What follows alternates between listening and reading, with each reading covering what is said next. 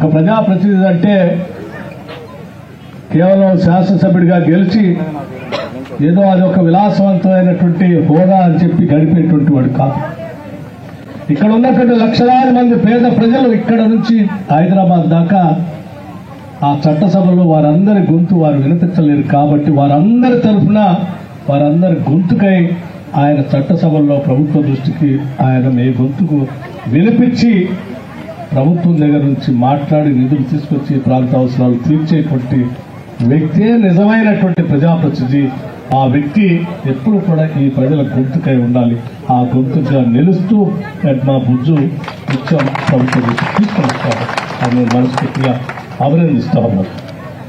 అలాగే ఈరోజు ఉమ్మడి తండ ఈ గ్రామంలో చాలా అనుభవాలు ఉన్నాయి. ఇక్కడ నుంచి నడుచుకుంటూ పోతా ఉంటే చాలా మంది ఇళ్ళు లేవని చెప్పారు. చదువుకోవడానికి కావాల్సిన విధంగా సరైన పాఠశాలలు లేవని చెప్పారు. వ్యవసాయం చేసుకునే భూములపైన మా హక్కు లేకుండా చేస్తా ఉన్నారు. మాకు ఇచ్చినటువంటి ఆనాటి ఇందిరమ్మ ప్రభుత్వంలో ఇచ్చినటువంటి పాస్బుక్లన్నీ కూడా తొలగించి ధరణిలో మా పేర్లు రాకుండా చేస్తా ఉన్నారు. మా గురించి కాపాడండి అడిగారు. వీటన్నింటి దృష్ట్యా కరెంటు లేదని ఒక దగ్గర ఆనాటి గత ప్రభుత్వాలు ఇందిరమ్మ ఉమ్మడి రాష్ట్రంలో కాంగ్రెస్ ప్రభుత్వాలు పెట్టినటువంటి ఐటీడీఎస్ ద్వారా వచ్చిన పొలాలు, బండ్లు, ఎడ్లు, బావులు తప్ప ఈ 10 ఏళ్లలో మాకేమీ రాలేదు. దయచేసి మళ్ళీ ఐటీడీఎల్ని బలోపేతం చేయండి, తద్వారా మా అందరి జీవితాలు ఉపయోగపడేటట్టుగా ప్రయత్నం చేయండి అని కూడా అడిగారు. ఇక్కడే ఉన్నటువంటి నాగోబా జాతర తీసుకెళ్ళినప్పుడు దేవాలయంలో అక్కడ ఉన్నటువంటి వాళ్ళందరూ నన్ను ఆ దేవాలయంలో పూజలు చేపించి కూర్చోబెట్టి ఆశీర్వదించి ఆడ కూర్చోబెట్టి అయ్యా మీ అందరూ మేమందరం నిన్ను దీవిస్తున్నాం, ఆశీర్వదిస్తున్నాం, మా కోసం నువ్వు కొట్లాడు, ఇందిరమ్మ రాజ్యం తీసుకున్నా తిరిగి మళ్ళీ వచ్చి మా అవసరాలు తీర్చే స్థాయిలో ప్రభుత్వాన్ని ఏర్పాటు చేయండి అని చెప్పి ఆ దేవుడిని ప్రార్థిస్తూ నన్ను ఆశీర్వదించి ఇక్కడి నుంచి నడిపించి పంపించారు. ఆనాడే నేను వారికి చెప్పాను, తప్పనిసరిగా తిరిగి వస్తాం, వచ్చేది ప్రజాప్రభుత్వం ఇందిరమ్మ రాజ్యమే, మీ ఆశలు నెరవేర్చేటువంటి ప్రజాపాలన తీసుకొని వస్తాం, తప్పనిసరిగా మీకు ఆనాటి కాంగ్రెస్ ప్రభుత్వాల్లో పంపిణీ చేసినటువంటి భూములకి తిరిగి పట్టాలు ఇప్పిస్తాం, ROFR శ్రీమతి సోనియా గాంధీ గారు తీసుకొచ్చినటువంటి చట్టాన్ని అమలు చేస్తూ మీకు ఆ భూములపై హక్కు పత్రాలు కూడా కలిగిస్తాం, ఇళ్లు లేని మీ అందరికీ ఇళ్లు ఇప్పిస్తాం, తాగటానికి నీళ్లు ఇస్తాం, విద్యా సంస్థలు నిర్మిస్తాం, అంతిమంగా ఈ ప్రాంత ప్రజలందరూ కోరుకుంటున్నట్టుగా ఐటీడీఏని బలోపేతం చేస్తాం, వాళ్ళకి నిధులు ఇస్తాం, వాళ్ళ ద్వారా తిరిగి మళ్ళీ మీ అందరినీ మీ సంక్షేమం కోసం పనిచేసేటట్టు చేస్తామని చెప్పి అక్కడి నుంచి బయలుదేరిన సుదీర్ఘ పాదయాత్ర దాదాపు 4 నెలలు మండుటెండల్లో ఇక్కడ నుంచి బయలుదేరి ఖమ్మం జిల్లాలో ఖమ్మం పట్టణంలో ముగింపు సందర్భంగా మనందరి ప్రియతమ నాయకుడు శ్రీ రాహుల్ గాంధీ గారు అక్కడికి వచ్చి భారీ బహిరంగ సభలో నాకు ఎదురైనటువంటి ప్రజలు నాకు చెప్పినటువంటి అంశాల్ని ఆ సభలో నన్ను పక్కన కూర్చోబెట్టుకుని అడిగారు, ఏం అడుగుతా ఉన్నారు ప్రజలు, ఏం కోరుకుంటున్నారు. మరి నేను చెప్పాను, ప్రతి ఒక్క గుళ్ళ చెప్పండి, నేను విన్న ప్రతి మాట వారికి చెప్పాను. భూమి కావాలని కోరుకుంటున్నారు, భూమి లేని నిరుపేద ప్రజలు, ఇల్లు లేని పేదవాడు ఇల్లు కావాలని కోరుకుంటున్నారు, చదువుకోవడానికి కావాల్సిన పాఠశాలను అడుగుతాం, ఆత్మగౌరవంతో బతకడానికి కావాల్సిన స్వేచ్ఛ కావాలని అడుగుతా ఉన్నారు. ప్రశ్నిస్తే అడ్డగోలు కేసులు పెట్టి పోలీస్ స్టేషన్లో పరిమితం చేస్తున్న అటువంటి సమాజం లేకుండా మాకు స్వేచ్ఛ స్వాతంత్రంతో ఉండేటువంటి సమాజం కావాలని కోరుకుంటున్నారు. పిల్లలు చదివిస్తే చదువుకున్నటువంటి వాళ్ళకి ఉద్యోగ అవకాశాలు కల్పించడానికి కావాల్సిన పబ్లిక్ సర్వీస్ కమిషన్ని ప్రక్షాళన చేయమని అడుగుతూ ఉన్నారు.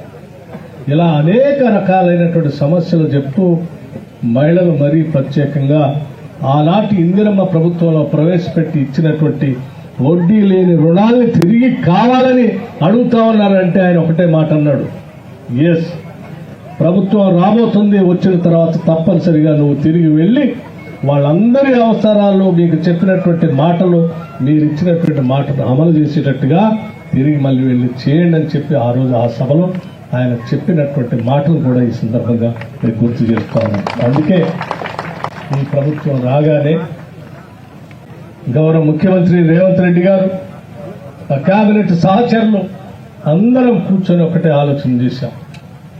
ప్రజలు ఎంతో ఆశపడి ఇందిరమ్మ రాజ్యాన్ని ప్రజాప్రభుత్వాన్ని తెచ్చుకున్నారు. వాళ్ళకు కావలసిన విధంగా ఈ రాష్ట్రంలో నిధుల్ని పోగేసి ప్రజలకు పంచటమే మన ముందున్నటువంటి ఏకైక లక్ష్యం. ఏ ప్రాథమిక అవసరాలు ఉన్నాయో అవసరాలు తీర్చడమే మన ముందున్నటువంటి లక్ష్యం. అందులో భాగంగా ప్రధానంగా ఇందిరమ్మ ఇల్లు లేని పేదవాడికి తెలుసు తన బాధ ఏంటో. ఓ పక్కన ఎండకెండుతూ వానకు తడుస్తూ కిటికీలు లేక తలుపులు లేక రోజువారీ కూలి చేసి తెచ్చుకున్నటువంటి ఆ సామాను కూడా అందులో పొందుపరుచుకుందాం దాచుకుంటాం అంటే భద్రత లేక బతికేటువంటి ఆ పేద కుటుంబానికి తెలుస్తుంది బాధ ఏంటో.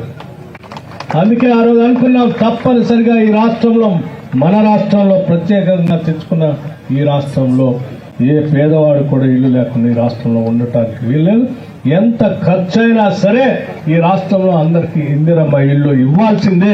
ఒక్కొక్క ఇంటికి 5 లక్షల రూపాయలతో ఇల్లు కట్టించాల్సిందే అని ఆలోచన చేసింది. అందుకే ఈరోజు రాష్ట్రంలో మొదటి సంవత్సరమే 4,50,000 ఇళ్లని మనం శాంక్షన్ చేసి ఇందిరమ్మ ఇళ్లని ఈరోజు నేను వచ్చినప్పుడు ఇప్పుడే ఒక గ్రామంలో ఆగి పూర్తి చేసుకున్న ఇంట్లో ఆ ఇంట్లోకి వెళ్ళి ఆ కుటుంబ సభ్యులకి ఇందిరమ్మ ఇల్లు కట్టుకున్నందుకు మేము ఆనందపడుతూ వారికంటే ఈ ప్రభుత్వం ఎక్కువగా ఆనందపడుతూ ఆ ఇంటి కుటుంబ సభ్యులకి కొత్త బట్టలు పెట్టి మా ప్రభుత్వం కళ ఇది, మా సంకల్పం ఇది, మీరందరూ కొత్తగా నూతనంగా ఇల్లు కట్టుకుని ఆ ఇంట్లో గృహప్రవేశం చేసుకొని సుఖంగా సంతోషంగా బతుకుతా ఉంటే చూడటమే మాకున్నటువంటి ఆనందం అని చెప్పి వాళ్ళకి బట్టలు పెట్టి వచ్చాం. అలాగే రాష్ట్ర వ్యాప్తంగా కూడా ప్రతి శాసనసభ నియోజకవర్గంలో ప్రతి గ్రామంలో ఈరోజు ఇల్లు శాంక్షన్ చేయటమే కాదు, మొదలుపెట్టిన ఇల్లు పూర్తి అయ్యేంత వరకు నిత్యం కలెక్టర్లకు ఆదేశాలు ఇచ్చాం.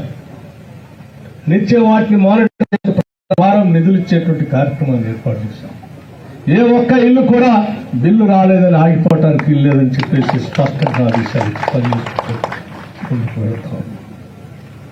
అలాగే చదువుకోవటం కోసం చాలా గ్రామాల్లో నన్ను మహిళలు అడ్డుపడి చేయబట్టుకున్నారు. చదువుకోవటానికి కావాల్సిన విధంగా సరైన పరిస్థితులు లేవంటే ఈ ప్రభుత్వం రాగానే ఒక ఆలోచన చేశాం. అక్కడొకళ్ళు ఇక్కడొకళ్ళు ఈ సమాజంలో ఉన్నటువంటి అనేక వర్గాలు ఎస్సీలు ఎస్టీలు బీసీలు మైనార్టీలు ఓసీ ఎవరికి వాళ్లే సపరేట్ పాఠశాలలు పెడతా ఉంటే అది కాదు మనకు కావాల్సింది. ఈ రాష్ట్రంలో ఉన్నటువంటి అన్ని వర్గాల ప్రజానికం ఒక ఉమ్మడి కుటుంబంలాగా ఎదగాలి. చిన్ననాటి నుంచే విద్యాభివృద్ధులు నేర్పుతూ ఎటువంటి తారతమ్యాలు లేని సమాజం నిర్మించాలి. దానికోసం ఈరోజు ఆలోచన చేసి ఎంత ఖర్చైనా పర్వాలేదు young India integrated residential schools అని ఒక్కొక్క స్కూల్ 200 కోట్ల రూపాయలతో కనీసం 25 ఎకరాల క్యాంపస్తో ఉండేటట్టుగా ఈరోజు ప్రపంచంతో పోటీ పడేట్టుగా పాఠశాలలు నిర్మిస్తా ఉన్నాం.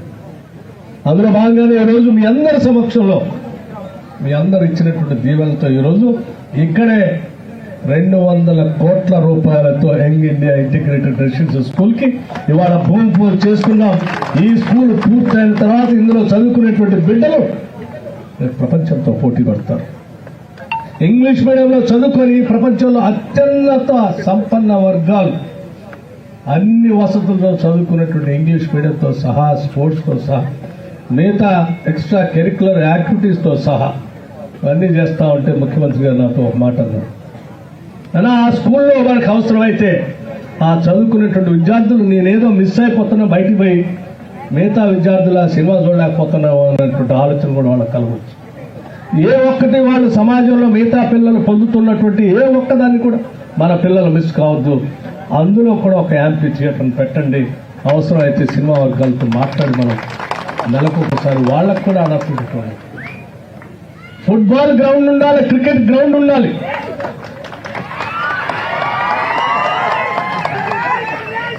ల్యాబ్ ఉండాలి, ఇంగ్లీష్ మీడియం ఉండాలి, పాఠాలు చెప్పే విద్యాబుద్ధులు నేర్పేటువంటి వాళ్ళకు కూడా అక్కడే క్వార్టర్స్ ఉండాలి. చివరికి అందులో పనిచేసే వాచ్మెన్ కూడా అందులో క్వార్టర్ ఉండాలి. అందులో ఒక్కసారి వచ్చిన తర్వాత 10 సంవత్సరాలు చదువుకునేవాడు ఎవరు బయటికి పోవటానికి ఆ స్థాయిలో ఉండేటట్టుగా ప్లాన్ చేసి ఈరోజు 200 కోట్ల రూపాయలతో ఆ పాఠశాల ఏర్పాటు చేశాం. అది నిజంగా ఈరోజు మీ అందరి సమక్షంలో ఇక్కడ భూమి పూజ చేయటం మా అందరి అదృష్టంగా నేను భావిస్తాను.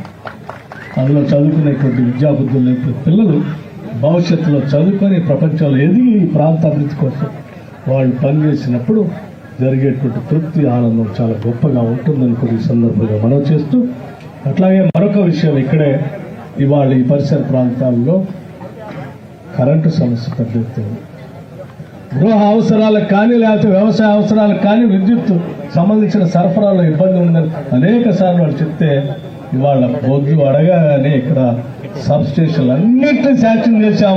వాటన్నిటికీ ఈరోజు వాళ్ళ భూమి పూజ చేసుకునే కార్యక్రమాలు చేశారు. శిలాఫలకాలు ఇవాళ దాదాపు 200 కోట్లు విద్యకు సంబంధించి, సబ్ స్టేషన్ సంబంధించి అదొక 13 కోట్లు, అంటే దాదాపు 213 కోట్ల రూపాయలు ఈరోజు కుమ్మరితండాలో మనం భూమి పూజ చేసుకొని ఇంత పెద్ద ఎత్తున కార్యక్రమాలు చేసుకున్నాం. కుమ్మరితండ నాకు బాగా గుర్తు. ఇక్కడ నుంచి నడుచుకుంటూ పోతా ఉంటే రుక్మిణి, అట్లాగే ఇందిరమ్మ హౌస్ కావాలని అడిగింది. ఈ ఇందిరమ్మ హౌస్ కావాలని ఉన్నటువంటి రాజామణికి ఈరోజు ఇల్లు శాంక్షన్ అయిందని, ఆ ఇల్లు శాంక్షన్ అయ్యి ఈరోజు 5 లక్షల రూపాయలు ఇల్లు కట్టుకునేటువంటి కార్యక్రమం జరుగుతాం. అట్లాగే ఈ గ్రామం నుంచి నడుచుకుంటూ పోతా ఉంటే నాకు 4-5 మహిళలు చేయబట్టుకొని కుండలు చేసుకునేటువంటి వృత్తిలో ఉన్నాం మేము కుమ్మరితంగా. రోడ్డు మీద మా కుండలు చూడండి అని చెప్పి ఒక మాట చెప్పారు, నా దృష్టి తీసుకొచ్చింది. అనాదిగా ఈ పరిస్థితి తరతరాలుగా మేము ఇక్కడే బతుకుతా ఉన్నాం. ఈ అడవిలో ఉన్నటువంటి అడవి బిడ్డలకు కావాల్సినటువంటి కుండలు తయారు చేసి ఇస్తా ఉన్నాం. ఇది మాకు తరతరాలుగా వస్తున్నటువంటి వారసత్వం. ఈరోజు మేము కుండలు తయారు చేసి అడవిలో ఉన్నటువంటి అడవి బిడ్డలకు ఇస్తా ఉంటే, ఫారెస్ట్ అధికారులు వచ్చి ఈ కుండలు తయారు చేయడానికి కావలసిన మట్టిని కూడా మాకు ఇవ్వట్లేదు, తీసుకొని ఇవ్వట్లేదు అని చెప్పి వాళ్ళు బోర్న ఏడిచి నాకు ఒక మాట చెప్పారు. తప్పనిసరిగా అయ్యా మేము ఆశీర్దిస్తున్నాం నిన్ను, మీ ప్రభుత్వం వచ్చిన తర్వాత మేము కుండలు చేసుకునేటానికి కావలసిన మట్టిని మాత్రం ఆ ప్రభుత్వంలో మాకు ఇప్పించాలని వారు 2 చేతులు పట్టుకుని నన్ను అడిగారు. వాళ్ళకి ఆ రోజు చెప్పాను, తప్పనిసరిగా వస్తా అమ్మా, మళ్ళీ మీ కుండలు వేసుకోవటానికి అడవిలో ఉన్న అడవి బిడ్డలకు ఇచ్చేటువంటి కుండలకి సంబంధించి రాష్ట్ర ప్రభుత్వంలో నిర్ణయం చేసి కుండలు చేసుకోవటానికి మట్టి ఇప్పిస్తాం, అవసరమైతే ప్రభుత్వ పరంగా తీసుకోవాల్సిన చర్యలన్నీ తీసుకుంటామని చెప్పారు. నేను కలుస్తాను ఇప్పుడు వాళ్ళతో ఆ మహిళలతో కలుస్తాను, మాట్లాడతాను, వాళ్ళకి కావాల్సినటువంటి వ్యవస్థను కూడా ఏర్పాటు చేస్తానని చెప్పి ఈ సందర్భంగా మనవి చేస్తా ఉన్నాం. ఇప్పటికే జిల్లా అధికారులకి ఫారెస్ట్ అధికారులకి చెప్పటం జరిగిందని కూడా ఈ సందర్భంగా చెప్తూ, భవిష్యత్తులో ఇక్కడ ఉన్నటువంటి ఉదాహరణకి ఈ ప్రాంతంలో నివాసం ఉంటున్నటువంటి వాళ్ళంతా పేదవాళ్ళు. ప్రతి రూపాయి మీకు అవసరమే, ప్రతి రూపాయి మీకు పొదుపు చేసుకోవాల్సిన అవసరమే ఉంది. పొదుపు చేసుకొని ఆ రూపాయి పోగేసి మీ కుటుంబ అవసరాల కోసం, పిల్లలు ఎదగటం కోసం ఖర్చు పెట్టుకోవాలి. అలా పొదుపు చేసుకోవడానికి పనికి వచ్చే కార్యక్రమాలు మేము చేయాలన్న ఆలోచనతోనే మీ అందరూ ఇళ్లలో వాడుకునేటువంటి కరెంటు బిల్లుకు సంబంధించి మీరు కట్టకుండా మీ తరఫున మేమే బిల్లు కట్టాలని రాష్ట్ర ప్రభుత్వం నుంచి ఒక నిర్ణయం తీసుకుని ఈ శాసనసభ నియోజకవర్గంలో, ఖానాపూర్ శాసనసభ నియోజకవర్గంలో 75,054 ఖానాపూర్ నియోజకవర్గ గృహ వినియోగదారులు ఉంటే, ఇందులో గృహజ్యోతి లబ్ధిదారులు 200 యూనిట్లు ఉచితంగా పొందేటువంటి లబ్ధిదారులు 50,724 కనెక్షన్స్ మీకు ఉచితంగా ఇవాళ కరెంటు బిల్లు కట్టకుండా మేము అందిస్తా ఉన్నాం. అంటే దాదాపు ఇది 67%, అంటే 68% ఈరోజు ఈ ప్రాంతంలో ఉన్నటువంటి వాళ్ళు ఎవరు బిల్లు కరెంటు కట్టకుండా మీ తరఫున మేమే కరెంటు కడతాం. అట్లాగే విద్యుత్ సంబంధించి వ్యవసాయ పంప్ సెట్లు కూడా వినియోగదారులు 28,527 మంది ఉంటే వాళ్ళకి సబ్సిడీ కింద 150 కోట్ల రూపాయలు కడతా ఉన్నాం. సబ్సిడీ గృహ వినియోగదారులకి 33 కోట్లు, వీళ్ళకి 150 కోట్లు. ప్రభుత్వ విద్యా సంస్థలకు సంబంధించిన సబ్సిడీ 3.8 కోట్లు. మొత్తంగా ఈ శాసనసభ నియోజకవర్గంలో దాదాపు 187 కోట్లు, 187 కోట్ల రూపాయల్ని మీరు కట్టాల్సిన బిల్లుని రాష్ట్ర ప్రభుత్వం మీ తరఫున కరెంట్ శాఖ కడతా ఉన్నాం. ఆ 187 కోట్ల రూపాయలు ఈ నియోజకవర్గంలో ఉన్న ప్రజలకి ఆదా అయ్యి వాళ్ళ కుటుంబ అవసరాల కోసం ఉపయోగపడాలనే ఆలోచనతో చేస్తా ఉన్నాం. ఇది రాష్ట్ర వ్యాప్తంగా చేస్తా ఉన్నాం. దాంతో పాటు మీ అందరికీ తెలియదు కాదు, ఈరోజు ప్రతి పేద కుటుంబం, నేను ఈ ప్రాంతంలో నడిచినప్పుడు కొన్ని చోట్ల మనం చేయబట్టుకుని ఇంట్లో తీసుకుంటే దొడ్డు బియ్యమయ్యా, పురుగులన్నమయ్యా, తినలేకపోతున్నాను. అమ్మ తప్పనిసరిగా మేమే వస్తాం, వచ్చిన తర్వాత నిర్ణయం తీసుకుంటామని చెప్పారు. ఈరోజు 1,15,00,000 కుటుంబాలు ఈ రాష్ట్రంలో ఉంటే 96 లక్షల కుటుంబాలు, ప్రతి కుటుంబంలో ఉన్న ప్రతి మనిషికి లెక్క కట్టి ఒక్కొక్క మనిషి 6 కేజీల లెక్క 96 లక్షల కుటుంబాలకి సన్న బియ్యం పంపిణీ చేసి ఉచితంగా సన్న బియ్యం పంపిణీ చేస్తున్నాం. ఈ పంపిణీ కేవలం తెలంగాణ రాష్ట్రంలో జరుగుతుంది, దేశంలో ఎక్కడ జరగట్లేదు. ప్రతి కుటుంబం ఆ సన్న బియ్యం తీసుకుని ఈరోజు తినగలుగుతాం అన్నారు, వాడుకోగలుగుతున్నారు. మహిళలకు వడ్డీ లేని రుణాలు ఇస్తామని చెప్పాం. ఆనాటి ఉమ్మడి ప్రభుత్వంలో ఉన్న పావలా వడ్డీ రుణాలు, వడ్డీ లేని రుణాలు 10 సంవత్సరాలు మర్చిపోతే తిరిగి మేము అధికారంలోకి వచ్చిన తర్వాత ఈ రాష్ట్రంలో 20,000 కోట్లు సంవత్సరానికి, ఒక సంవత్సరానికి 20,000 కోట్ల రూపాయల మహిళలకి వడ్డీ లేని రుణాలు ఇవ్వాలని చాలా గట్టిగా నిర్ణయం తీసుకుని కారణం అనేక గ్రామాల్లో మహిళలు తల్లులు చేపట్టుకొని అయ్యా ఏ జీవనోపాధి లేదు, బతికేది ఎట్లా అని అడిగితే వీళ్ళ కోసం ఏదో చేయాలనేటువంటి ఆలోచన వచ్చే ఈ వడ్డీ లేని రుణాలు ఇస్తే ఆ రుణం తీసుకొని కనీసం వాళ్ళు ఏదో ఒక జీవనోపాధి చేసుకొని బతకగలరు, కుటుంబాన్ని పోషించగలరు ఆలోచనతోనే సంవత్సరానికి 20,000 కోట్ల లెక్క 5 సంవత్సరాల్లో 1,00,000 కోట్లు ఈ రాష్ట్రంలో ఉన్న మహిళలందరికీ వడ్డీ లేని రుణాలు ఇవ్వాలని నిర్ణయం చేశాం. అందులో భాగంగా ఇప్పటికే 26,000 కోట్ల రూపాయలు రాష్ట్రంలో మహిళలకు వడ్డీ లేని రుణాలు పంపిణీ చేశాం. బహుశా ఈరోజు కూడా ఇక్కడ వడ్డీ లేని రుణాలకు సంబంధించి వడ్డీని పంపిణీ చేసేటువంటి చెక్ కూడా ఇస్తా ఉన్నాం అనుకుంటాను.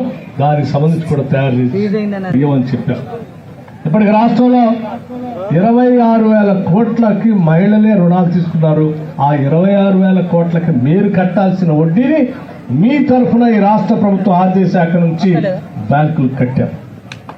ఇది ఒకవేళ మేము కనుక కట్టి ఉండకపోయినా, బ్యాంకుల నుంచి ఆ రుణాలు ఇప్పించకపోయినా మీ అవసరాల కోసం బయటకు వెళ్ళి ఏ వడ్డీ వ్యాపారస్తుడి దగ్గర 10 రూపాయలకు 15 రూపాయలకు వడ్డీ తీసుకొని అసలు కట్టలేక వడ్డీ కట్టలేక ఈ పెరిగి తడిసి మోపిడై మీ జీవితం కష్టపడినటువంటి శ్రమంతా నా వడ్డీ కట్టడానికి అయిపోయింది. అటువంటి పరిస్థితి లేకుండా అందులోంచి బయటకు తీసుకొని వచ్చి ఆ ఇచ్చిన రుణంతో మీరు వ్యాపారాలు చేసుకొని ఆ వ్యాపారంతో మీ కుటుంబం ఎదిగి కుటుంబంలో ఉన్న పిల్లలు ఆర్థికంగా నిలదొక్కుకోవాలని ఆలోచించండి. రాష్ట్ర ప్రభుత్వం ఆలోచన చేసి అందరికీ మనవి చేస్తూ ఆలోచన చేయండి. రైతాంగ సోదరులకి వాళ్ళ మేము రైతు భరోసా వ్యవసాయ పనిముట్లు కూడా సబ్సిడీతో ఇస్తున్నాం, డ్రిప్ ఇరిగేషన్ ఇస్తా ఉన్నాం. రైతు భరోసాతో పాటు వడ్డీ లేని రుణాలు వారికి కూడా వాళ్ళని ఆలోచన చేస్తున్నాం. భవిష్యత్తులో మీ అందరికీ ఒక విషయం నేను చాలా స్పష్టంగా చెప్పదలుచుకున్నాను. గతంలో ఇచ్చిన రుణాన్ని మాఫీ చేశాం, 2 లక్షల రూపాయల వరకు. ఈరోజు మీరు పండించినటువంటి వరి ధాన్యానికి మద్దతు ధర కాకుండా 500 రూపాయలు బోనస్ కూడా క్వింటాల్కి ఇస్తా ఉన్నాం.